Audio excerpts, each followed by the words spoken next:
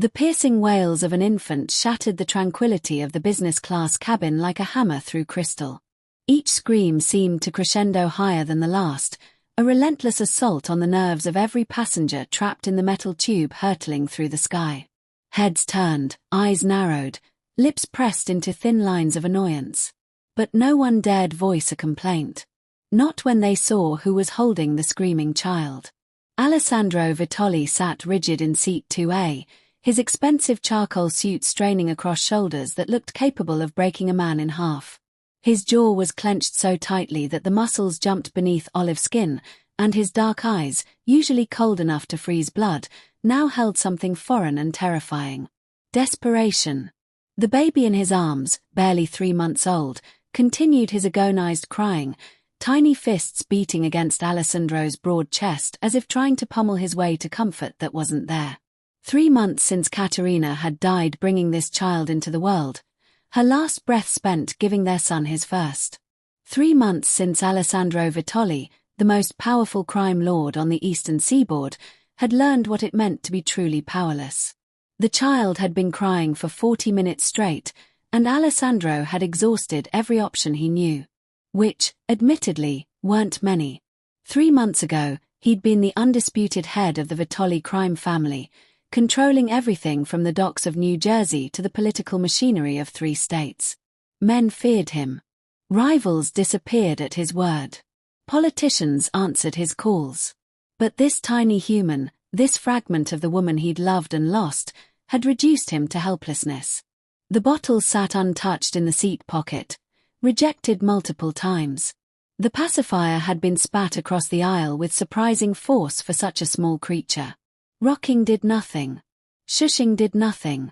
Alessandro Vitoli, who had never failed at anything in his adult life, was failing at the most important task he'd ever been given. Keeping his son alive and well. His bodyguard, Franco, leaned in from the seat beside him, speaking in hushed Italian so the other passengers couldn't understand. "Boss, we could request an emergency landing. Find a doctor." Alessandro's response was immediate and sharp. "No. We stay on schedule. The meeting in Chicago can't be delayed." But even as he said it, his son's wails grew more desperate, and Alessandro felt something crack inside his carefully constructed armor. 8 rows back, in seat 10C, Grace Chen felt her body respond to the infant's cries with an instinct that was both beautiful and agonizing. Her breasts ached with sympathetic letdown, the familiar tingling sensation that meant her milk was responding to a baby's need. Any baby's need. She closed her eyes against the wave of grief that always accompanied that feeling, her hand instinctively moving to press against her chest where nursing pads absorbed what her daughter would never need again. For months. It had been 4 months since she'd held little Lily in her arms. For months since her perfect, healthy 3-month-old had simply stopped breathing in the night, stolen by the cruel randomness of SIDS. The doctors had used clinical terms, had tried to comfort her with statistics and explanations, but none of it had made the emptiness any less devastating. Grace had been returning from a specialized grief therapy program in California, trying to find a way to live in a world that no longer contained her child. She'd been a neonatal intensive care nurse before Lily's birth, had spent years caring for the most fragile infants, but after losing her daughter, she couldn't bear to return to that work. Couldn't watch other babies thrive while hers lay in a grave. The baby's cries intensified, taking on a quality that Grace recognized from her months working in pediatric care before Lily's birth. That wasn't just fussiness or discomfort. That was hunger mixed with exhaustion mixed with genuine distress. Her trained ear could hear the desperation in those wails, and her body responded before her mind could catch up. Her hands gripped the armrests, knuckles whitening as she fought the instinct to go to that suffering infant. She shouldn't. It was crazy. She was still lactating because her body hadn't gotten the message that there was no baby to feed anymore. Every doctor she'd seen had suggested ways to stop producing milk, but Grace hadn't been able to bring herself to do it. It felt like severing the last physical connection to Lily, and she wasn't ready. But now, hearing another baby in such obvious need, that connection might actually serve a purpose. The thought was insane, absolutely insane, But the infant's cries were like hooks in her chest, pulling her forward, demanding she do something, anything, to ease that suffering. Are you feeling all right? The flight attendant's voice broke through Grace's internal struggle. The young woman stood in the aisle, concern etched across her features as she looked down at Grace, who realized she must look distressed. Grace glanced up, then toward the front of the cabin where the crying continued unabated. "That baby," she said, her voice rough with emotion. "I'm a nurse. A neonatal nurse. I might be able to help." The attendant's expression shifted, relief mixing with skepticism. "The passenger has been very adamant about refusing assistance. Multiple crew members have offered help, and he's declined every time. But," she paused, weighing her options, "if you think you can actually help, I suppose there's no harm in trying. The poor child sounds absolutely miserable." Grace unbuckled her seatbelt before she could second-guess herself, standing on legs that felt shaky and uncertain. With each step toward the front of the cabin, her heart pounded harder against her ribs. This was madness.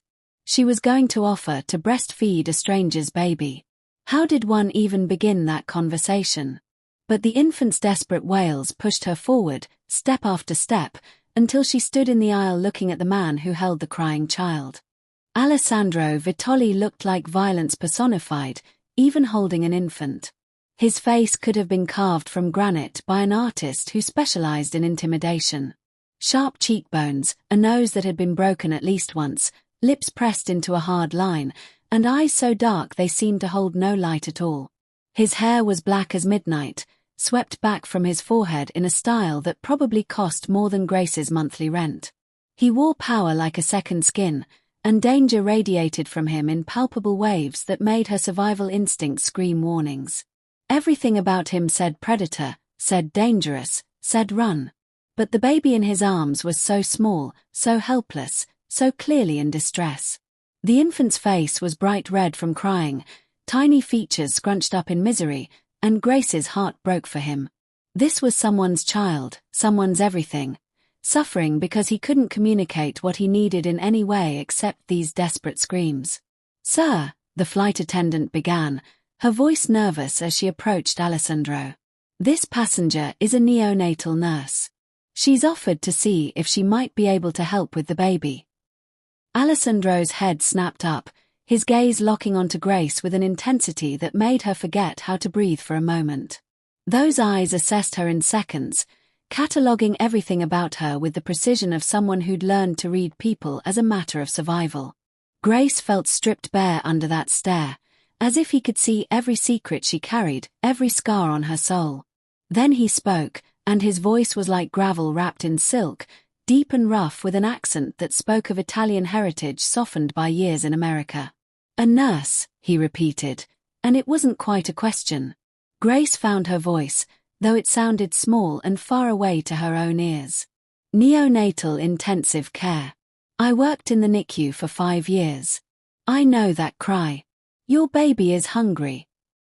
Something flickered in Alessandro's eyes, frustration breaking through his controlled exterior.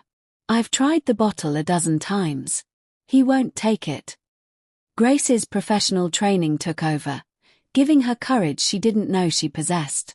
She stepped closer, despite every instinct screaming at her to maintain distance from this dangerous man.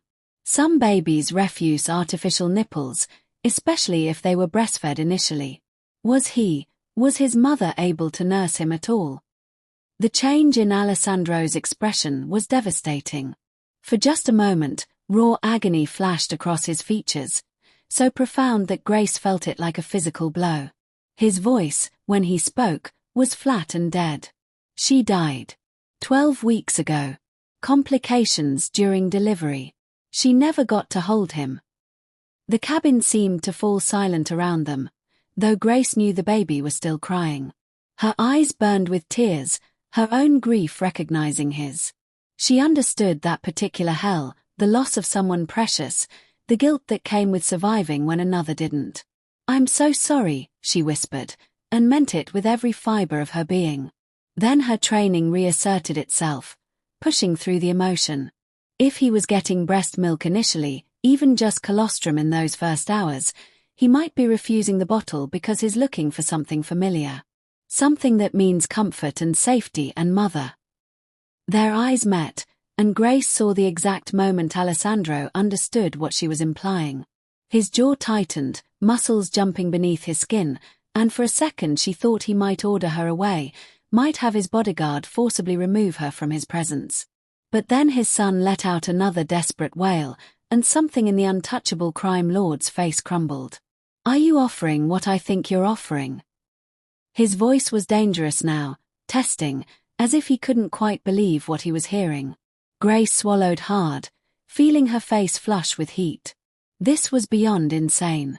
This was offering something so intimate, so personal, to a complete stranger. But she looked at the baby, at those tiny fists flailing against his father's chest, and thought of Lily. Thought of how she would have done anything, given anything, sacrificed anything to keep her daughter alive. "I'm still producing milk," she admitted, her voice barely above a whisper.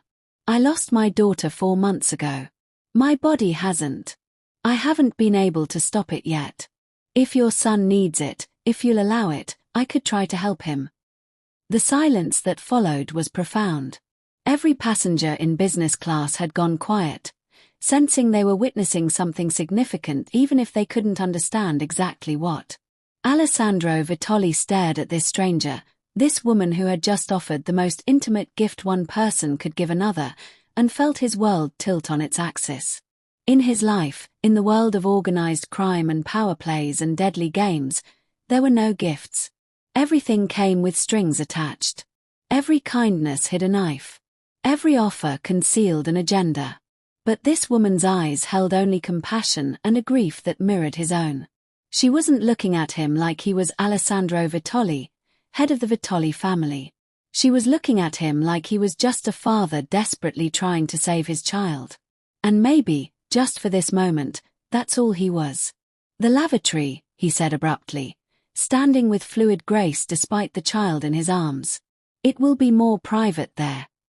Grace's heart hammered as she followed him toward the business-class bathroom, acutely aware of the bodyguard who fell into step behind them like a shadow. This was real. This was actually happening. She was going to nurse a stranger's baby at 30,000 feet. The bathroom was small, but nicer than economy, with actual space to move.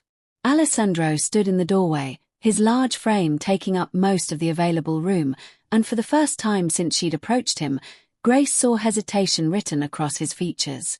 This man, who probably commanded entire organizations with absolute certainty, was uncertain now. "I'll wait outside," he said finally, his voice rough. "Unless you need, I'll be fine," Grace assured him, though her hands were shaking as she reached for the baby. "What's his name?" Alessandro's expression softened fractionally, and Grace saw a glimpse of the man beneath the monster. "Nico. After my father." Grace took the infant carefully, cradling his small body against her chest with the practiced ease of someone who'd held hundreds of babies. Nico's cries had diminished to hiccuping whimpers, as if he sensed something was about to change. She looked up at Alessandro, at this powerful, dangerous man who had just placed his most precious possession in her arms, and saw vulnerability that stole her breath. "I'll take care of him," she promised. "I swear it." Alessandro nodded once, sharp and controlled, then stepped back to let her close the door. The moment it clicked shut, Grace felt the full weight of what she was about to do settle over her like a blanket. Her hands moved on autopilot, unbuttoning her blouse with efficiency born of months of practice. The nursing bra came next, and then she was positioning Nico at her breast, supporting his tiny head the way she'd supported countless infants during her years in the NICU. For a moment, nothing happened. Nico whimpered against her skin, his face turning left and right, searching. Then instinct kicked in, that ancient biological programming that had sustained human infants for millennia, and he latched on. Grace felt the familiar pull and release as he began to nurse, and tears streamed down her face unchecked. This wasn't Lily. Would never be Lily. But he was a child who needed comfort, who needed nourishment, who needed the one thing her body was still desperately trying to provide even though her own baby was gone. "It's okay, sweetheart," she whispered, stroking his dark hair. "It's okay. You're safe now." Outside the door, Alessandro stood with his fists clenched at his sides, Franco maintaining a respectful distance a few feet away. The silence that had replaced his son's cries was both a relief and a torture. He'd just handed Nico to a complete stranger. He, who trusted no one, who had background checks run on everyone who came within 20 feet of his child, had just given his son to a woman whose last name he didn't even know. But something about her had reached through the armor he'd built around himself since Katerina's death. Maybe it was the grief in her eyes that matched his own, the shared understanding of profound loss. Maybe it was the desperate courage it took to offer such an intimate kindness to a stranger. Or maybe it was simply that for the first time in 12 weeks, someone had offered to help without wanting anything in return. Without seeing him as Alessandro Vitoli, crime lord. Just as Alessandro, a father drowning and desperately seeking a lifeline for his son. The bathroom door opened 20 minutes later, and Grace emerged with Nico sleeping peacefully in her arms. The infant's face was relaxed, his breathing deep and even, one tiny fist curled against Grace's chest in complete contentment. Alessandro looked at his son truly at peace for the first time since Katerina's death, and felt something shift dangerously in his chest. Something that, in his world, could get people killed. "He's asleep," Grace said softly, unnecessarily, her voice barely above a whisper to avoid waking the baby. "He nursed well. He should sleep for a few hours now." She moved to hand Nico back, but Alessandro's hand shot out to stop her, his fingers wrapping around her wrist with surprising gentleness for such a dangerous man. "Your name," he demanded, though his tone had lost its hard edge. "Grace. Grace Chen. Alessandro Vitoli." He released her wrist and took Nico from her arms with practiced care, his son barely stirring against his chest, too content to wake. "I owe you a debt, Grace Chen. One I don't know how to repay." "You don't owe me anything," Grace said, buttoning her blouse with shaking fingers, suddenly aware of how intimate this situation was, how exposed she'd made herself. "I was glad to help. As a mother, as a nurse, I couldn't just sit there and listen to him suffer." Alessandro's eyes fixed on her with an intensity that made her pulse race. "In my world, everything has a price. Everything. And what you just did, feeding my son, giving him peace when nothing else could, that's not something I can simply walk away from." Something in his tone made Grace's heart hammer with more than just attraction, though she'd have to be dead not to notice how devastatingly handsome he was. It sounded like a warning. Like a promise. Like a threat. "I should get back to my seat," she said, taking a step backward. "Wait." The word was command, not request. Alessandro shifted Nico to one arm with the ease of someone who'd been solo parenting for 3 months, then pulled a business card from his suit pocket with his free hand. "Call me when we land. I want to thank you properly." Grace took the card reflexively, her fingers brushing his in the exchange. The contact sent electricity racing up her arm, and from the slight widening of his eyes, he felt it too. She looked down at the card, simple and elegant with just a name and phone number. No company name. No title. Just Alessandro Vitoli and a number. "That's really not necessary," she began, but Alessandro cut her off. "It is to me." His voice had gone soft and dangerous. "You gave my son something precious. Something I couldn't provide. The least I can do is buy you dinner, talk to you properly, thank you for what you've done today." Grace knew she should refuse. Everything about this man screamed danger, from the way other passengers averted their eyes when they passed to the bodyguard who shadowed his every move. But there was something in his expression when he looked at his son, a tenderness that called to something broken in her own heart. "Dinner," she heard herself agree, her voice sounding far away. "Just dinner." A ghost of a smile touched Alessandro's lips, transforming his face from terrifying to devastatingly attractive. "Just dinner," he echoed, though something in his tone suggested he was making a promise neither of them fully understood yet. Grace returned to her seat in a daze, Nico's warmth still imprinted on her skin, his small weight still ghosting against her chest. She didn't notice the way Alessandro's bodyguard was already making calls, pulling up information on her. Didn't see the calculating look in Alessandro's dark eyes as he watched her walk away, even as he cradled his sleeping son. In his world, in the world of organized crime where tradition ran deeper than blood and power was everything, what had just happened wasn't simple. It wasn't just a kind stranger helping a child in need. In the old ways, the ancient Sicilian traditions his grandfather had taught him, a woman who nursed a don's child became sacred to that family. Became bound to them. Became his. Alessandro looked down at Nico, peaceful for the first time in his short, difficult life, and felt the weight of tradition settling over him like a mantle. Grace Chen had given his son the one thing he couldn't provide. In doing so, whether she knew it or not, she'd fulfilled a role that made her precious in the eyes of his world. Made her his to protect. His to claim. His. He hadn't believed in the old ways, not really. His grandfather's stories about sacred bonds and ancient traditions had always seemed like superstition, remnants of a different time. But holding Nico, truly content for the first time since birth, Alessandro felt the pull of those ancient rules. Grace Chen didn't know it yet, but the moment she'd offered to feed his son, she'd stepped into his world. And in his world, some things were sacred. Some bonds couldn't be broken. Some debts could only be paid one way. The plane continued its journey toward Chicago, carrying two broken souls toward a destiny neither had anticipated. Grace Chen, the neonatal nurse running from grief. And Alessandro Vitoli, the crime lord who'd just found something more valuable than power. Someone who could give his son the love Katerina had been stolen before she could provide. The black Mercedes that picked Grace up from her apartment 3 days later was not what she'd expected when Alessandro had mentioned dinner. She'd imagined maybe an upscale restaurant, something expensive but public. Instead, a driver built like a tank had appeared at her door with a polite smile and an invitation to accompany him to Mr. Vitoli's residence for a private meal. The car's windows were tinted so dark Grace couldn't see out, and the locks had engaged with an ominous click the moment her door closed.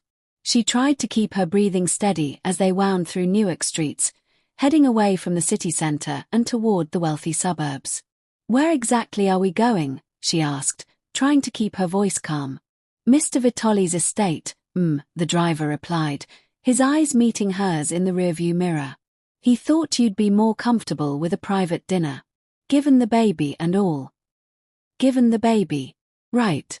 Because this was about Nico. About thanking her for helping on the plane. Except Grace's instincts were screaming that this was something more. The Mercedes eventually turned through an imposing gate, this one guarded by two men who definitely had weapons concealed under their jackets. Grace's stomach churned as they drove up a long driveway toward a mansion that looked like it belonged in a movie about the mob. Because that's exactly what this was, she realized with growing dread. Alessandro Vitoli wasn't just wealthy. He was organized crime. The estate sprawled across what had to be acres of manicured lawns and gardens. The house itself was a masterpiece of Italian architecture, all stone and arches and old-world elegance mixed with modern security that Grace could see everywhere she looked. Cameras. Guards. The kind of setup that said this man had enemies who'd love to get through those gates. "Ms. Chen, welcome." A woman in her 50s appeared at the front entrance as Grace stepped out of the car. Her expression was professionally neutral, but her eyes held a curiosity that made Grace squirm. "I'm Lucia, the house manager. Mr. Vitoli is in the nursery with Nico. He asked that I bring you straight up." The nursery. Of course. Grace followed Lucia through a home that screamed old money and dangerous power. Marble floors that probably cost more than Grace's car. Artwork that looked like it belonged in museums. Furniture that whispered of European antiquity and expense.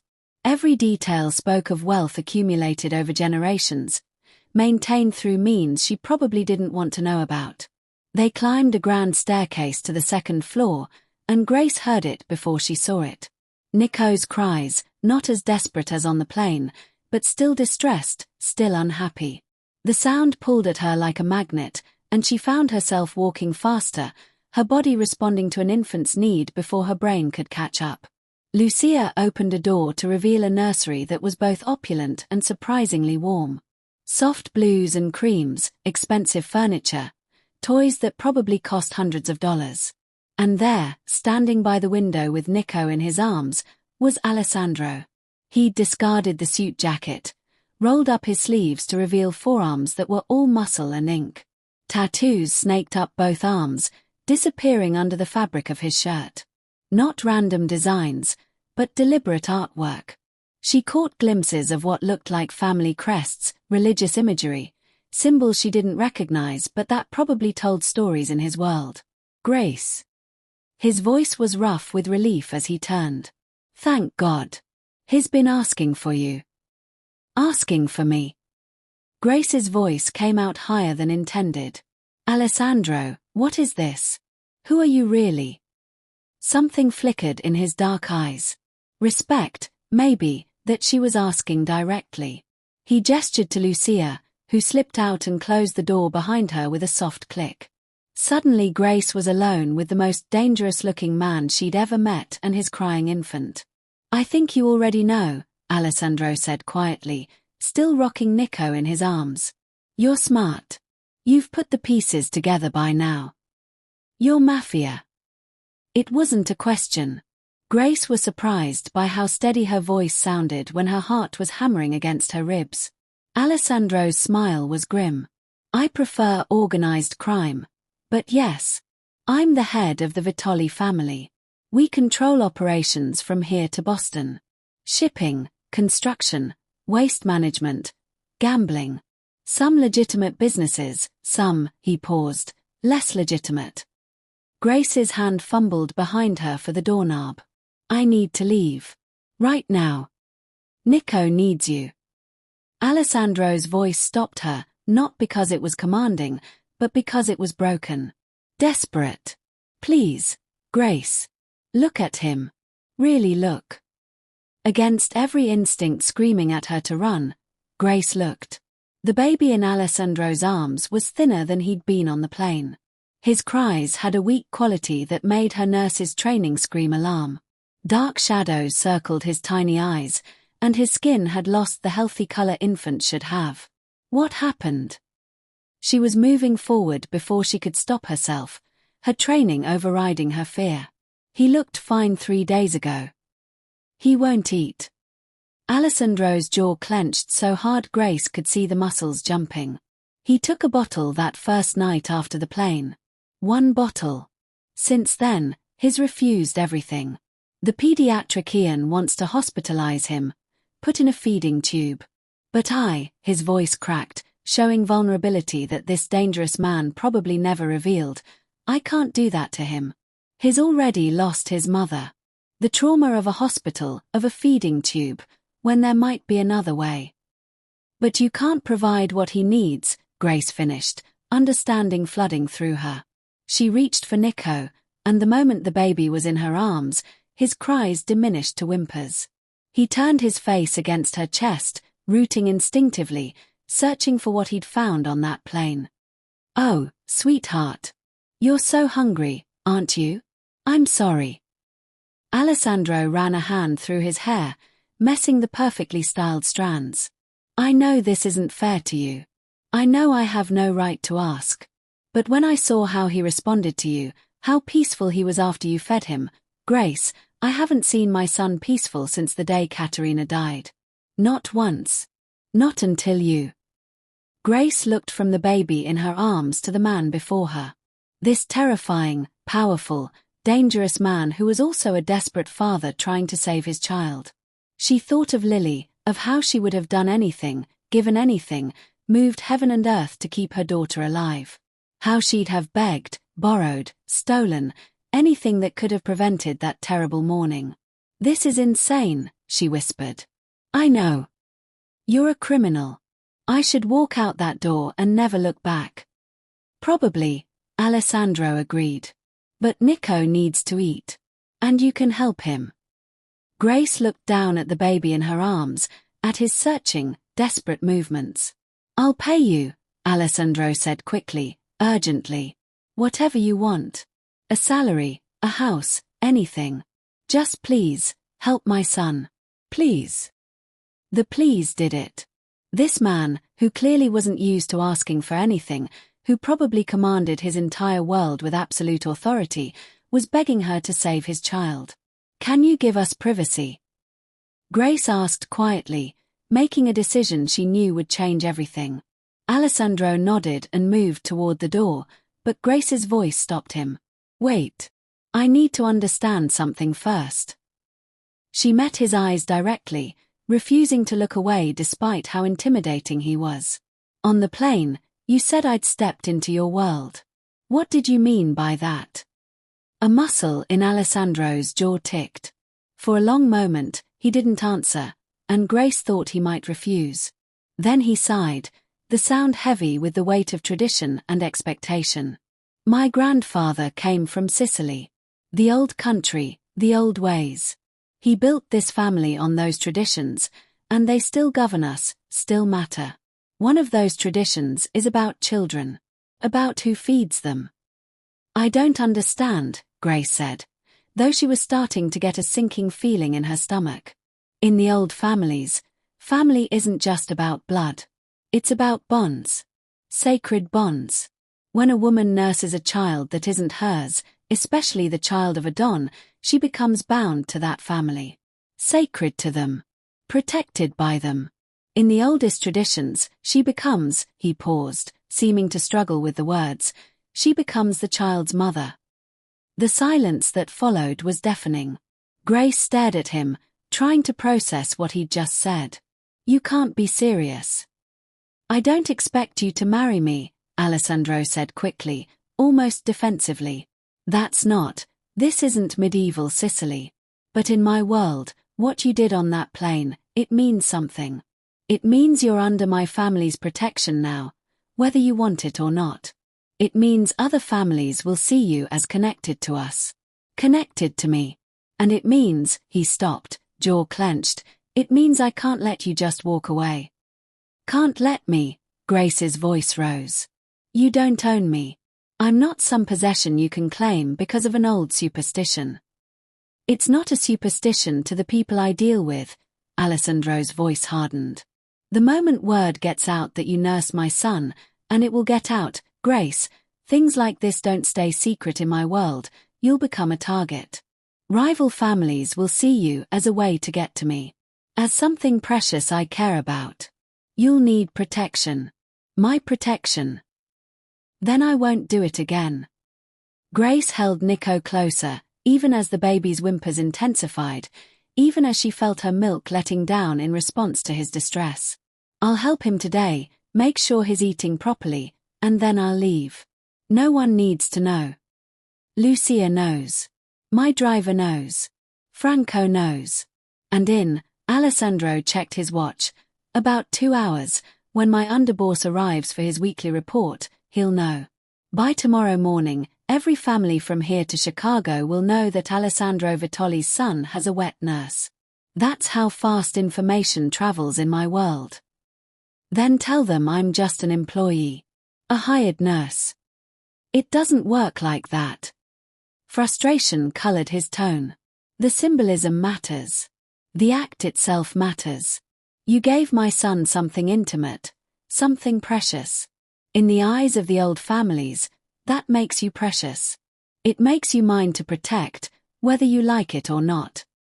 I'm not yours, Grace said, but even as she said it, Nico let out a desperate cry, and her body betrayed her. Milk letting down fully now, soaking through her nursing pads despite her emotional state. The baby sensed it too, rooting more frantically against her shirt. Alessandro saw her wince, saw the understanding in her eyes that her body was responding regardless of what her mind wanted. He needs you, he said softly. And like it or not, you need me now too. Because I promise you, Grace Chen, the moment other families find out about this, your life will never be the same. Grace looked down at the suffering infant in her arms, then back up at the dangerous man before her. Every rational part of her brain screamed to run, to get as far from this world as possible, to protect herself before it was too late. But she was a nurse. She'd taken an oath to help those in need. And this baby, this innocent child who'd lost his mother the day he was born, needed her desperately. 1 week, she heard herself say. I'll stay 1 week. Help get Nico established on a bottle. Work with a lactation consultant to find a solution that doesn't involve me. But then I'm gone, and you tell everyone I was just a temporary medical solution. No weird mafia marriage traditions, no sacred bonds, just a professional arrangement. Alessandro's expression was unreadable. 1 week. And I want it in writing, Grace continued, finding courage she didn't know she possessed. A contract that says I'm free to leave after 7 days with no retaliation, no following me, no claiming me as some kind of property. Done. Alessandro pulled out his phone. I'll have my lawyer draw it up within the hour. You'll have it signed before you feed Nico again. Grace nodded, not trusting herself to speak. She turned away from him, settling into the plush rocking chair positioned by the window. Privacy, she said again, more firmly this time. This time Alessandro left without argument, pulling the door closed behind him. Grace heard him post someone outside. Probably Franco. Of course he did. He probably had guards everywhere in this house, watching everything, reporting everything. But for now, she was alone with Nico. Okay, little one, she whispered, unbuttoning her shirt with shaking hands. Let's get you fed. Just for a week. 1 week, and then we figure out something else. This can't become permanent. It can't. Nico latched on immediately, his desperate suckling gradually easing into the rhythmic pull of a satisfied infant. Grace closed her eyes, tears streaming down her face as she rocked him. This was wrong on so many levels. She was feeding a crime lord's baby, sitting in a mansion bought with blood money, trapped by traditions older than America itself, bound by needs both biological and emotional to a world she wanted no part of. But God, it felt right to have a baby in her arms again. To feel needed. To feel like maybe, just maybe, she could save this one, even though she'd failed to save Lily. Outside the door, Alessandro leaned against the wall, listening to the silence that meant his son was finally eating, finally at peace. He pulled out his phone and made a call. Marco, I need you here now. And bring Antonio. He paused, listening to his underboss's response. Because we have a situation. The baby has a wet nurse. He could practically hear Marco's sharp intake of breath through the phone. In their world, everyone would know exactly what that meant. Yeah, Alessandro continued, his voice grim. I know what the traditions say. That's why I need Antonio. I need to figure out how to protect her without. He stopped, not wanting to voice what the old ways would demand. What his grandfather would have insisted upon without question. When a woman nurses a don's child, she becomes the don's wife. Not through ceremony or paperwork, but through an act older and more binding than any legal contract. Through the sacred act of sustaining the family's heir. Alessandro had told Grace he didn't expect her to marry him, and he'd meant it. He didn't believe in forcing women into anything, traditions be damned. But he also knew that in the eyes of every old-school family from New York to Sicily, the moment Grace Chen had put Nico to her breast, she'd become the Vitoli family's matriarch. Whether she wanted the title or not. And that meant Alessandro had to protect her. Had to claim her publicly as under his protection before rival families decided to make their own moves. Had to make it absolutely clear that touching Grace Chen was tantamount to declaring war on the Vitoli family. He just had to figure out how to do that without making her hate him in the process. Inside the nursery, Grace held Nico as he nursed, completely unaware that she'd just become the most valuable and dangerous woman in the American underworld. Unaware that Alessandro Vitoli's rivals were already making plans, seeing opportunity in this unexpected development. Unaware that the man outside that door was already falling for her, drawn to her courage and compassion in ways that terrified him. Because in his world, love was a weakness. Love got people killed. But his son needed her. And increasingly, Alessandro was realizing he needed her too. 1 week, she'd said. 7 days to get Nico eating properly, and then she'd walk away. Alessandro stared at the closed nursery door and made a decision that would change everything. He'd give her the week. Let her think she could leave. Let her feel safe enough to lower her guard. And in that time, he'd show her that despite the darkness of his world, despite the blood on his hands, he could be what she and Nico needed. Because 1 week wasn't going to be enough. Not nearly enough for any of them. As Marco and Antonio arrived, as contracts were drawn up and security was tightened, as word began to spread through the underworld about the Vitoli heir's wet nurse, Alessandro made a silent vow. He would give Grace every reason to stay and no reason to leave. He would show her the man beneath the monster, the father beneath the don, the heart beneath the armor. And if she still chose to leave after 7 days, then he'd have to let her go. Even if it destroyed him. But first, he'd fight like hell to make her want to stay. 5 days into Grace's 1-week arrangement, the mansion had become a strange kind of home. She'd been given a bedroom suite adjacent to the nursery, for convenience, Lucia had explained.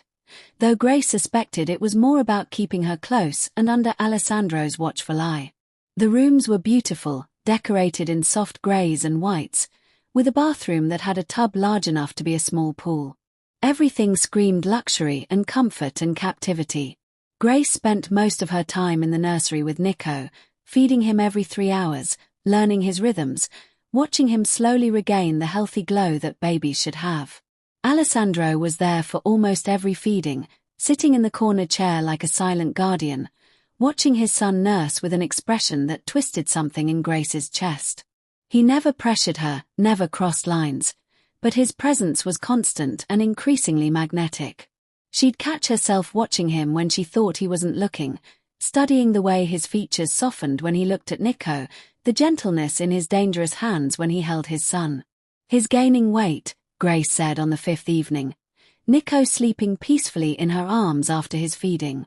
Another few days and he'll be strong enough to try transitioning to expressed milk in bottles. Good, Alessandro said, but his tone didn't match the word. He looked tense, wound tight, his jaw locked in that way Grace was starting to recognize meant he was holding something back. What's wrong? She asked. We need to talk, he stood, moving to close the nursery door more firmly. About the situation. Grace's stomach dropped. What situation? Word got out, he ran a hand through his hair, messing the perfectly styled black strands in a way that made him look younger, more vulnerable. About you. About what you're doing for Nico. 3 families have already reached out, making inquiries. Inquiries about what? Grace's voice was steady, but her heart was racing. Polite ways of asking if I've claimed you formally. His eyes met hers, dark and intense. If you're under my protection as just an employee or as something more. And what did you tell them? Grace asked, though she wasn't sure she wanted to know the answer. That you're mine. The words came out rough, possessive. That anyone who touches you answers to me. That you're under the full protection of the Vitoli family, and any move against you is a move against me. Grace should have been angry, should have railed against being called his, but something about the fierce protectiveness in his voice made her feel safe instead of trapped. So I'm a prisoner here, she said quietly. You're protected here. Alessandro moved closer, and Grace's pulse quickened. There's a difference. You can leave. I signed the contract, remember? But if you leave, I can't guarantee your safety. The Rossi family has already made noises about wanting to meet the woman nursing the Vitoli heir. Why would they want to meet me? Because you're valuable, he stopped just short of touching her, close enough that she could see flecks of gold in his dark eyes. In the old ways, the woman who nurses a Don's child holds almost as much power as the Don himself. She's sacred, protected, revered. And, he hesitated, if something happened to me, you and Nico would be the logical successors to control the family. The words fell like stones between them. Grace's arms tightened around the sleeping baby. This is insane. This is absolutely insane. This is my world, Alessandro's voice softened. I'm sorry you got pulled into it, Grace. I truly am. But I'm not sorry you're here. The confession hung in the air between them, charged and dangerous. Grace's breath caught as she watched emotions flicker across his usually controlled face. Vulnerability. Want. Something that looked dangerously like affection. Alessandro, we can't. Let me finish, he cut her off gently. These past 5 days, watching you with my son, seeing him peaceful and healthy because of you, Grace, you've given us both something I thought was lost forever. A chance at normal. At family. At something more than just survival. I'm not your family, Grace protested, but her voice lacked conviction. I'm just helping. That's all this is. A temporary arrangement. You are family, he reached out slowly, telegraphing his movements so she could pull away if she wanted. When she didn't, his hand cupped her cheek with surprising gentleness. The moment you fed Nico, you became family. Maybe not in the legal sense, maybe not in the way the modern world understands, but in the ways that matter. To me. To my son. You're already ours, Grace. We're already yours. Grace knew she should pull away, should remind him about their agreement, about the 2 days she had left before leaving, should definitely not be leaning into his touch like a flower turning toward sunlight. This can't happen, she whispered, but her body betrayed her words, swaying closer to him. Why not? His thumb stroked her cheekbone, and Grace felt the calluses there, evidence that this man wasn't just a suit-wearing executive but someone who knew how to use his hands, how to fight, how to survive. Because you're dangerous. Because your world is violent and dark and I've already lost. Her voice broke. I can't lose anyone else. I can't watch someone else die.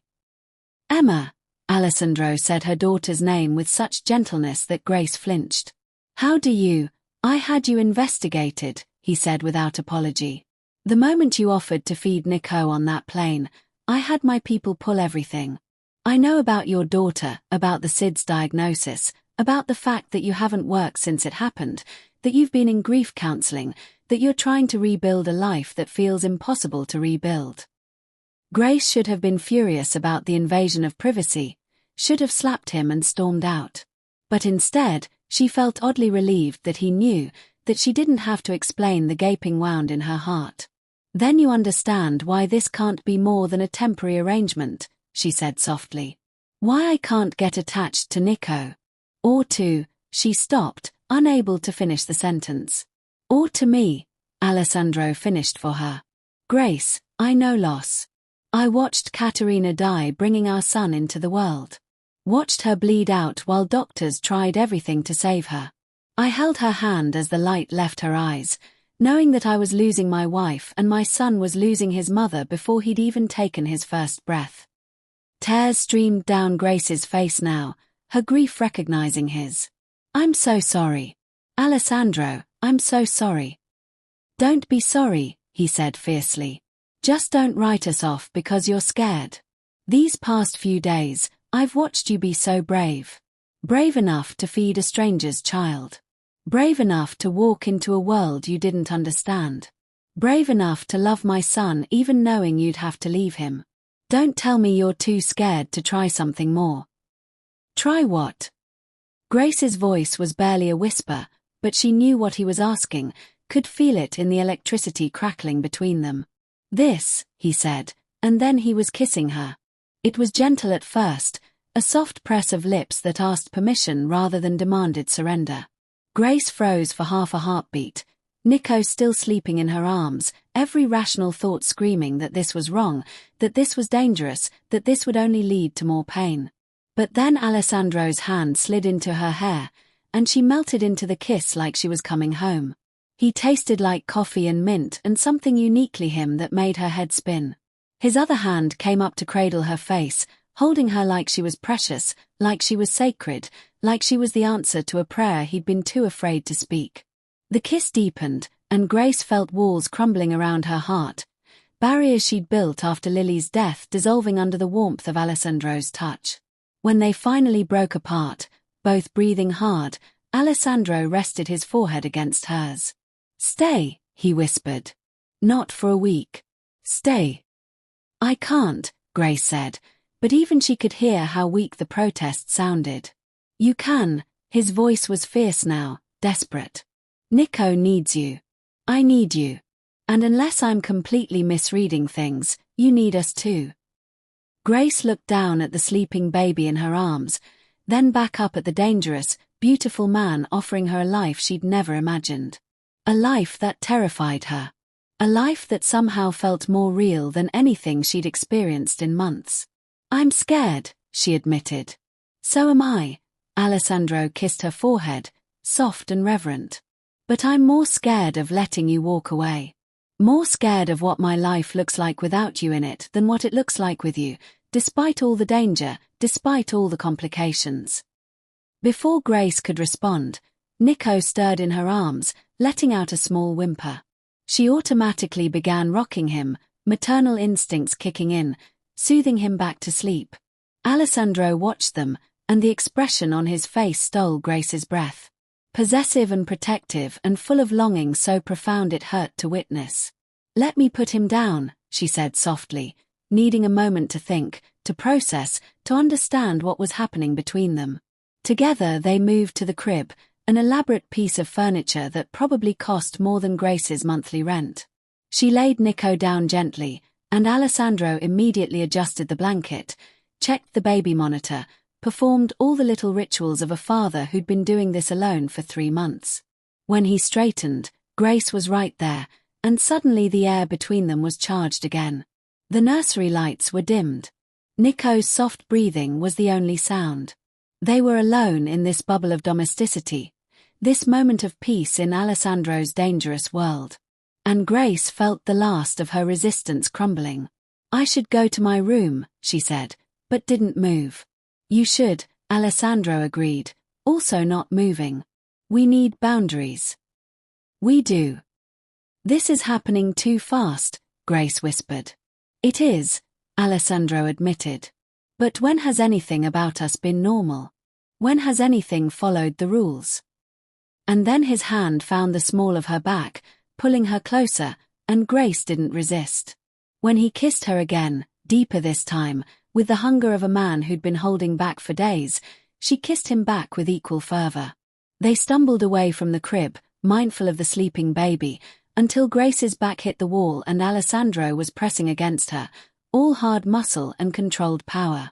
His hands framed her face, his lips moving from her mouth to her jaw to her neck, and Grace felt herself melting, surrendering to something she'd been fighting since that first moment on the plane. Tell me to stop, he murmured against her skin. Tell me this is wrong, that we shouldn't, and I'll stop right now. I should, Grace gasped as his lips found that sensitive spot behind her ear. But will you? No, she admitted, looking up into his eyes. Those dark, dangerous eyes that somehow made her feel safer than she had in months. I won't tell you to stop. The word was barely out before his mouth was on hers again, and Grace forgot all the reasons this was a terrible idea. Forgot about his criminal empire, about the danger, about the fact that she'd known him less than a week. All she could feel was his warmth, his strength, the way he held her like she was something precious he'd been searching for his entire life. When they finally broke apart, both panting, Alessandro rested his forehead against hers. 2 more days, he said. Your contract gives you 2 more days before you're free to leave. Yes, Grace managed. If you still want to leave after that, I won't stop you. His hands framed her face, forcing her to meet his eyes. I'll honor our agreement. But Grace, I'm going to spend those 2 days convincing you to stay. I'm going to show you that what we could have, what we could be, it's worth the risk. Worth the danger. Worth everything. And if I still want to leave? Grace asked, though she already knew the answer was changing in her heart. Pain flickered across Alessandro's features, but he nodded. Then I'll let you go. I'll make sure you're protected. Set up somewhere safe where the other families can't touch you. But I'll let you go, even if it destroys me. Grace searched his face, looking for lies, for manipulation, for any sign that this was a trap. But all she saw was honesty and a vulnerability that this powerful man probably showed to no one else in his world. Okay, she whispered. 2 days. Something fierce and possessive flashed in Alessandro's eyes. 2 days, he repeated, like a vow. Then he kissed her once more, soft and reverent, before forcing himself to step back, putting distance between them before they crossed a line they couldn't uncross. Get some rest. Nico will be hungry in a few hours. Grace nodded, her lips still tingling from his kisses, and slipped out of the nursery. Her legs felt shaky as she walked the short distance to her room, her mind spinning with everything that had just happened. She'd kissed him. She'd agreed to let him try to convince her to stay. She was falling for a man who probably had more blood on his hands than she wanted to know about, who lived in a world of violence and danger, who should terrify her but instead made her feel more alive than she had since losing Lily. Grace locked her bedroom door and leaned against it, one hand pressed to her racing heart. 2 days. In 2 days, she'd either be walking away from the first man who'd made her feel anything since her daughter's death, or she'd be stepping fully into a world that terrified her, committing to a life she'd never imagined. Down the hall, Alessandro stood in the nursery, watching his son sleep peacefully, and felt something he hadn't felt since Katerina's death. Hope. The stirrings of something that might be happiness. Grace Chen had walked into their lives like a miracle, offering salvation when he'd been drowning, bringing light to a darkness he'd thought was permanent. And now he had 2 days to make her understand that this thing between them wasn't just about Nico needing a mother or about ancient traditions binding them together. It was about the fact that when he looked at her, he didn't see the broken nurse running from her grief. He saw his future. He saw the woman who could stand beside him, who could be strong enough to survive in his world, who could love his son as fiercely as he did. He saw his queen. The problem was Grace didn't see herself that way yet. She still saw herself as the woman who'd failed to save her daughter, as someone too broken to take on something as big as loving them, as someone who didn't deserve a second chance at the family she'd lost. Alessandro pulled out his phone and sent a text to Marco. Cancel all meetings for the next 2 days. I'm not to be disturbed unless the city is burning. 2 days to convince Grace Chen that despite the darkness, despite the danger, despite every rational reason she had to run, she belonged here with them. 2 days to make her fall in love with them the way he was falling for her. Alessandro Vitoli had built an empire through force of will and ruthless determination. Surely he could win one woman's heart in 2 days. As Nico let out a soft sigh in his sleep, Alessandro made a silent vow. He would give Grace every reason to stay and no reason to leave. He would show her the man beneath the monster, the father beneath the don, the heart beneath the armor that he'd thought died with Katerina but was somehow, impossibly, beating again. And if she still chose to leave after that, then he'd have to let her go, even if it destroyed him. But first, he'd fight like hell to make her want to stay. The game was on. And Alessandro Vitoli never lost when it mattered this much. Grace woke to chaos. The explosion shattered the pre-dawn silence, rattling windows throughout the mansion and sending her bolt upright in bed. Her heart hammered against her ribs, and her first coherent thought was a single word. Nico. She ran barefoot across the hall into the nursery, not caring about her pajamas or her disheveled hair or anything except getting to the baby. Alessandro was already there, his son clutched protectively against his chest, his face carved from stone. He'd clearly been sleeping in the chair by the crib, still wore yesterday's dress shirt, now wrinkled and untucked, but his eyes were alert and dangerous. What's happening? Grace's voice trembled as she reached for Nico, needing to verify he was safe with her own hands. They made their move. Alessandro's face was carved from stone, all vulnerability from their kiss the night before replaced by the cold dawn she'd glimpsed on the plane. The Rossi family. They just bombed my warehouse on the waterfront. 3 of my men are dead. Before Grace could respond, before she could process the casual mention of death, the door burst open and Marco rushed in, blood streaking down the side of his face from a cut above his eyebrow. Boss, it's a distraction, he said urgently in Italian, then switched to English when he saw Grace. They hit 3 locations simultaneously. The warehouse, the construction site in Brooklyn, and a shipment coming through Port Elizabeth. And they left a message. He glanced at Grace, hesitation clear on his face. "Say it," Alessandro commanded, his voice deadly calm in a way that made Grace's blood run cold. "They want the woman," Marco said flatly.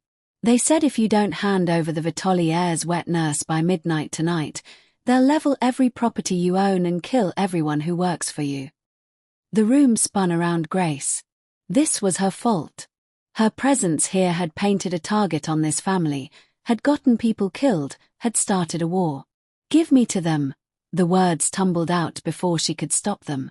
"If it stops the fighting, if it saves lives, no." Alessandro's voice was absolute, brooking no argument, allowing no discussion. He handed Nico to Lucia, who had appeared silently in the doorway. "Take him to the safe room.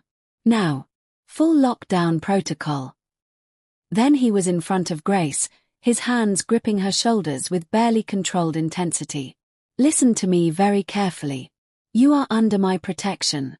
That means I would burn this entire city to the ground before I let anyone take you. Do you understand me?" Grace saw it then, the monster everyone feared. His eyes had gone black and cold, his whole body radiating lethal intent that made her want to step back.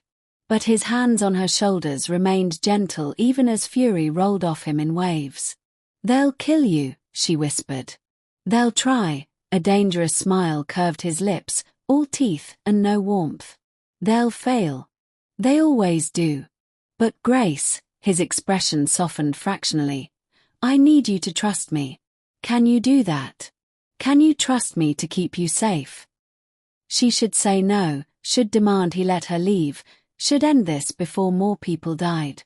But looking into his eyes, seeing the fierce protectiveness there alongside the violence, she found herself nodding. "Good," he pulled her close, pressing a hard kiss to her forehead. "Marco will take you and Nico to the safe room. Stay there until I come for you. Don't open the door for anyone else. Not Lucia. Not Franco. No one but me. Do you understand?" "Alessandro, I'll come back," he cupped her face, forcing her to meet his eyes. "I promise you, Grace Chen, I will come back. We have 2 days left, remember. I'm not done convincing you to stay." Then he was gone, barking orders in rapid Italian as he strode from the nursery, and Grace was left standing there, shaking, as the sounds of the mansion mobilizing for war echoed through the halls. Marco touched her arm gently. "Ms. Chen, we need to move. Now." The safe room was deep in the mansion's basement, accessed through a hidden door behind a wine rack that swung open when Marco pressed a sequence on a panel. It was surprisingly spacious, a full apartment with bedrooms, a kitchen, bathrooms, and enough supplies to last weeks.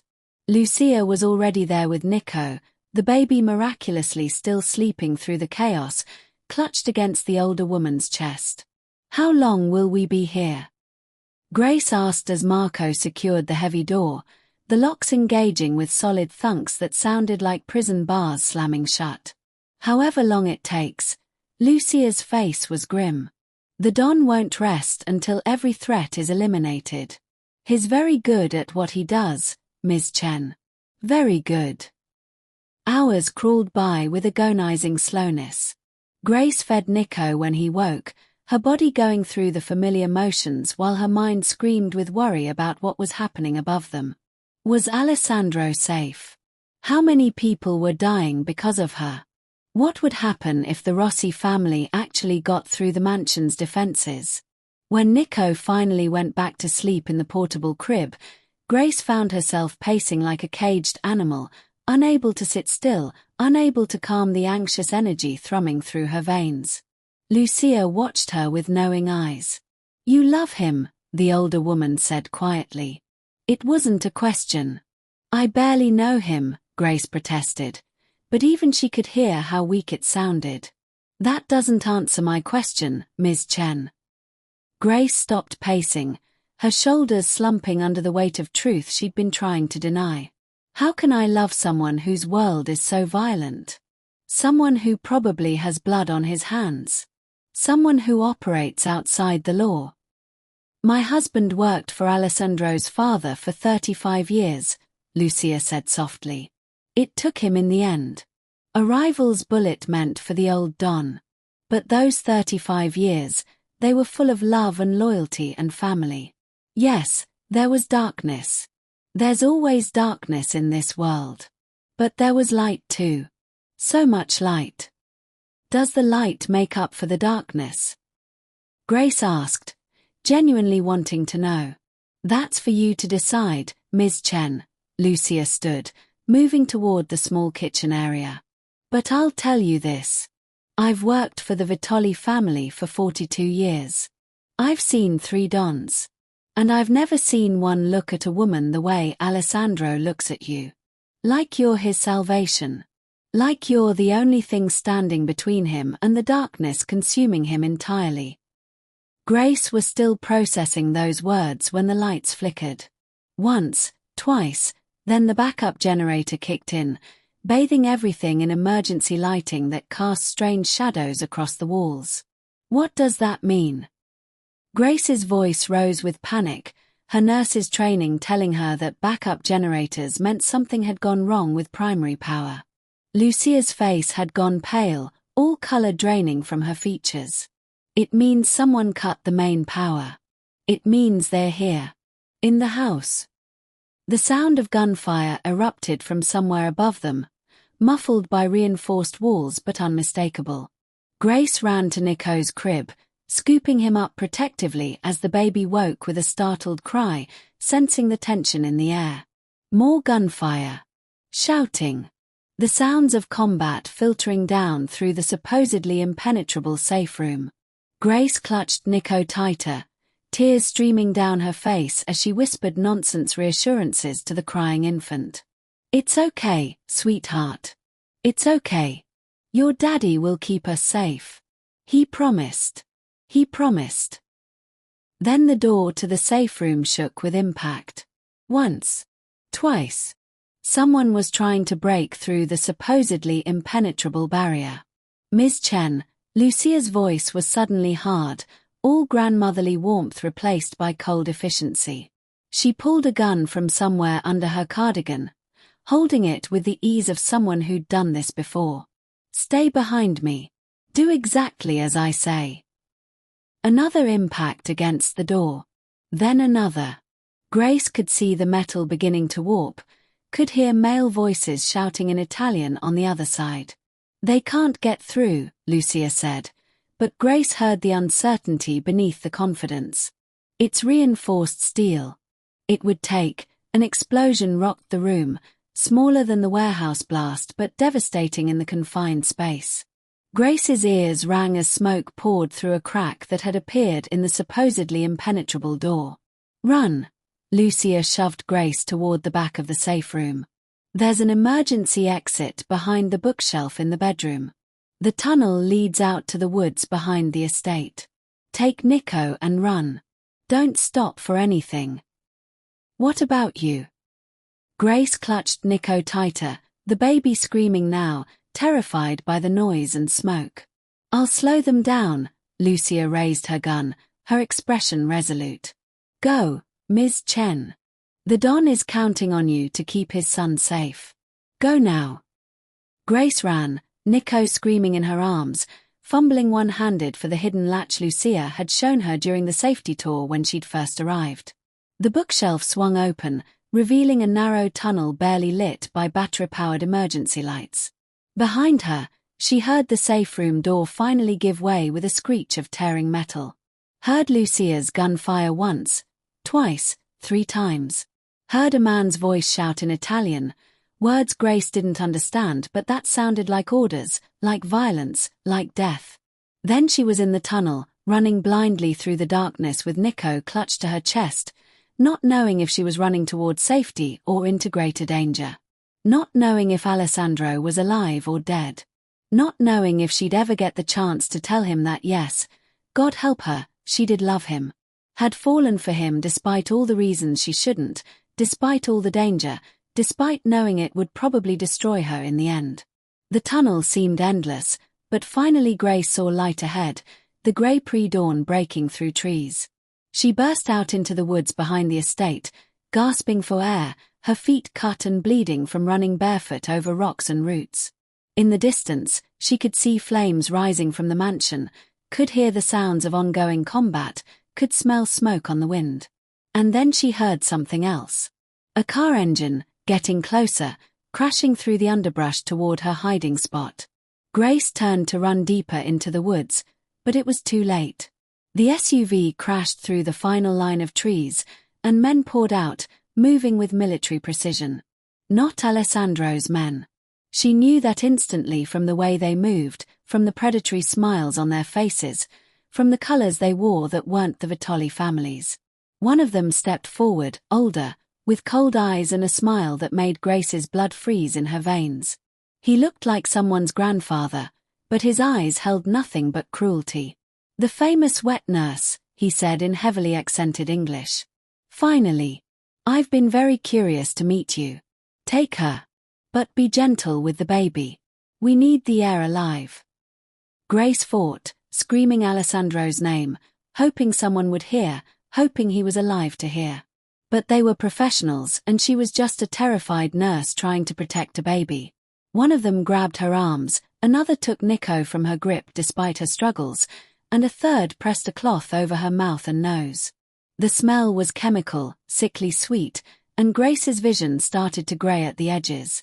The last thing she saw before darkness claimed her was the mansion burning in the distance, smoke rising like a funeral pyre into the dawn sky, and she wondered if Alessandro had survived, if he'd even know where to look for her, if she'd ever see him again or if this was how it ended. Then consciousness slipped away, and Grace Chen disappeared into the nightmare, praying for a rescue that might never come.